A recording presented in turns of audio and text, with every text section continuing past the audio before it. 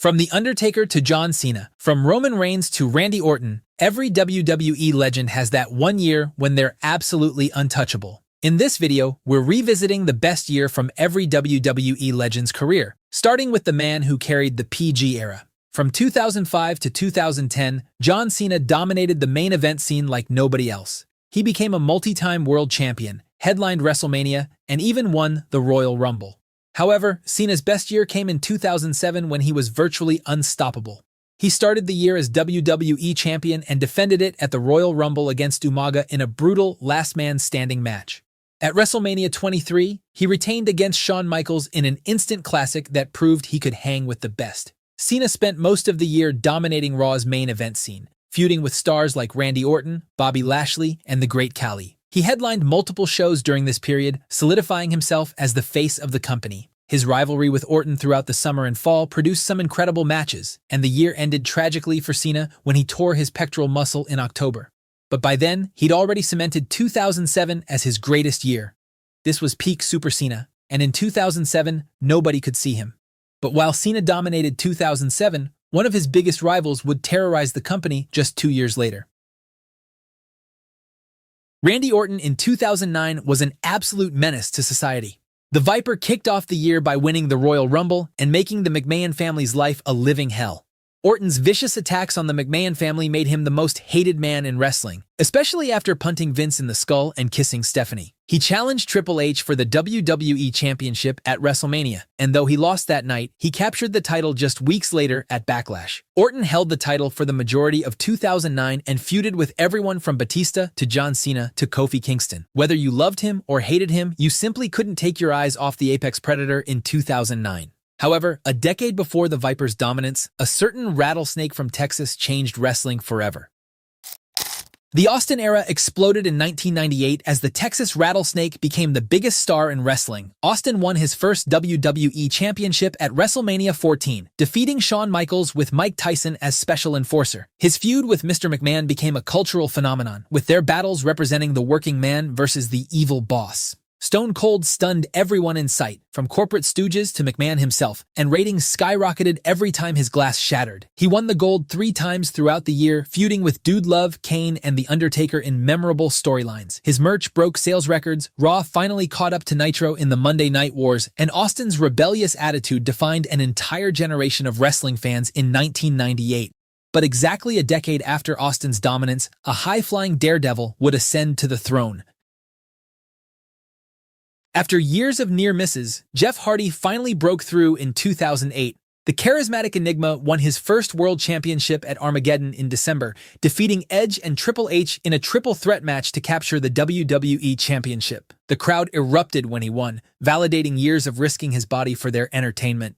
Before that magical moment, Hardy had an incredible year challenging for championships and stealing shows with his death-defying moves. He competed in the Royal Rumble, had spectacular matches with Triple H and Umaga, and Jeff's connection with the fans in 2008 made him a global icon. Hardy's unique style, colorful face paint, and willingness to sacrifice everything made him a fan favorite. And 2008 was when everything finally came together for the charismatic Enigma. However, 2008 wasn't just Jeff's best year. A certain Canadian legend broke the walls down in the same year. Chris Jericho completely reinvented himself and delivered his career-best heel work in 2008.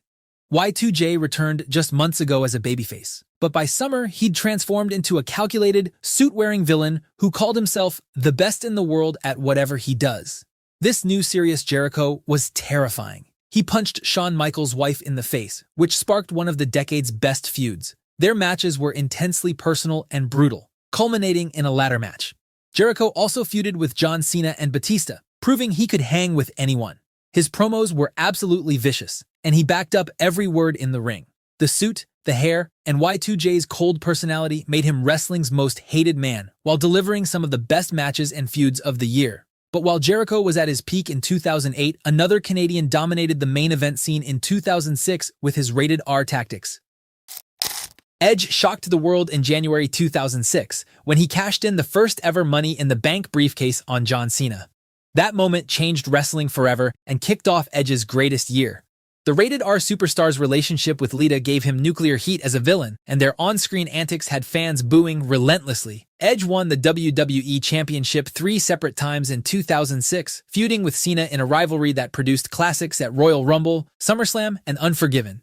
He also battled Mick Foley in a hardcore masterpiece at WrestleMania 22, proving he could work any style. Edge's cocky smirk, devious tactics, and willingness to do anything to win made him the perfect antagonist to Cena's clean superhero persona. By year's end, he'd established the blueprint for opportunistic heels and cemented himself as one of the greatest villains ever. But while Edge was stealing the show in 2006, the People's Champion was stealing hearts 6 years earlier. With Austin on the shelf due to injury, The Rock electrified audiences like never before in 2000. He won the Royal Rumble, then main-evented WrestleMania in a fatal 4-way match against Big Show, Mick Foley, and Triple H. Though he didn't win that night, he captured the title later in the year and headlined multiple pay-per-views. The Great One's charisma was off the charts, and his catchphrases were everywhere, from wrestling arenas to mainstream media. Rock's feuds with Triple H dominated the year, with both men trading the championship back and forth in incredible matches. He also had memorable rivalries with Shane McMahon, Chris Benoit, and Kurt Angle. And in the year 2000, nobody could stand one-on-one with the Great One. But 5 years after Rocky's dominance, a certain animal would rule the jungle. The animal was unleashed in 2005, and nothing could stop him.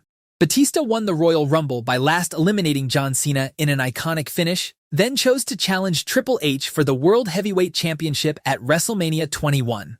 That decision led to him turning on his Evolution stablemates in one of the year's most satisfying betrayals. At WrestleMania, Batista defeated Triple H to win his first world title, completing his transformation from muscle to main eventer. He held the championship for most of 2005, defending it successfully against Triple H in their continued feud, as well as JBL and Eddie Guerrero. Batista's aura, his entrance, and his power moves wowed audiences, and fans loved watching him destroy his opponents. But while Batista was dominating SmackDown through sheer power, one man would turn the WWE upside down with nothing but a microphone. By 2011, CM Punk was already a former world champion. He'd feuded against names like Jeff Hardy, Randy Orton, Batista, and the straight-edge savior was one of the most consistent performers in the company. However, in the summer of 2011, Punk sat cross-legged on the Raw stage and shook up the entire wrestling world.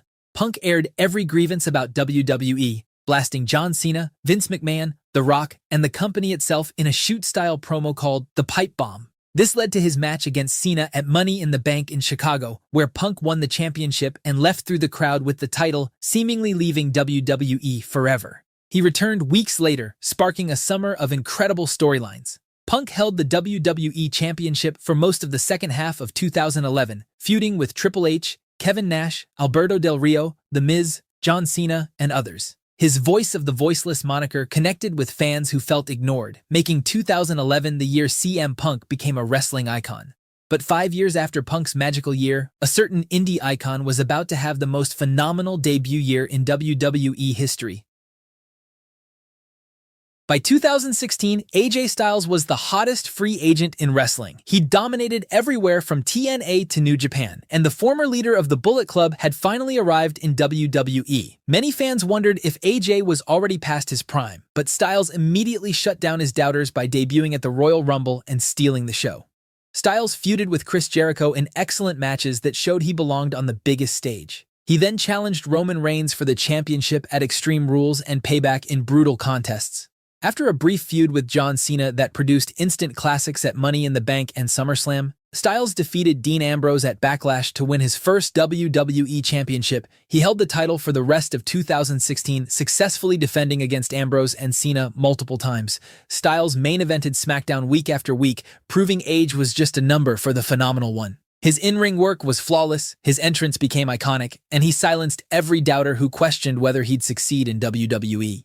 But speaking of silencing your doubters, Roman Reigns made even his biggest haters acknowledge him once he became the Tribal Chief. The Tribal Chief's reign of dominance peaked in 2022 as the final boss of modern-day wrestling. Reigns had held the Universal Championship since August 2020, but 2022 saw him reach new heights. At WrestleMania 38, he defeated Brock Lesnar in a winner-takes-all match to unify the WWE and Universal Championships, becoming the undisputed Universal Champion. Reigns then defended both titles against everyone who stood in his way. Drew McIntyre, Riddle, Owens all fell to the head of the table. His bloodline faction with the Usos dominated both championships and storylines. He main evented every major pay-per-view, carried SmackDown's ratings, and by year's end, Reigns had held the championship for over 800 days. But while the Tribal Chief ruled the yard in 2022, let's not forget who the OG Big Dog truly is. The Deadman was a cornerstone of WWE for 3 decades, winning multiple championships and claiming souls at WrestleMania. However, the Deadman's greatest year came in 2007, which reminded everyone why he's called the Phenom. Undertaker won the Royal Rumble by last eliminating Shawn Michaels, earning a shot at the World Heavyweight Championship. At WrestleMania 23, he defeated Batista in a hard-hitting classic to capture the title and extend his legendary WrestleMania streak to 15 wins. He held the World Heavyweight Championship for most of the year, feuding with Batista in Last Man Standing and Steel Cage matches. His rivalry with Edge later in the year became intensely personal, with Edge using every dirty trick imaginable to dethrone the Deadman. At 42 years old, Undertaker proved he could still carry a brand and deliver main event matches. But while the Deadman dominated 2007, his brother turned Raw into a horror show. Kane debuted in 1997 and became one of the most terrifying wrestlers of all time. However, after unmasking and turning heel in 2003, the Big Red Machine turned into a horror movie villain. This new Kane buried The Undertaker alive, electrocuted Shane McMahon, set Jim Ross on fire, and tombstoned Linda McMahon, proving he'd lost all humanity. The unmasking reinvigorated his character, and 2003 was when Kane felt like an unstoppable force who haunted your nightmares. Personally, this is how I'd rank the greatest years of these legends. But let me know your ranking in the comments, and check out this video next to find out who was the best wrestler from every decade in WWE.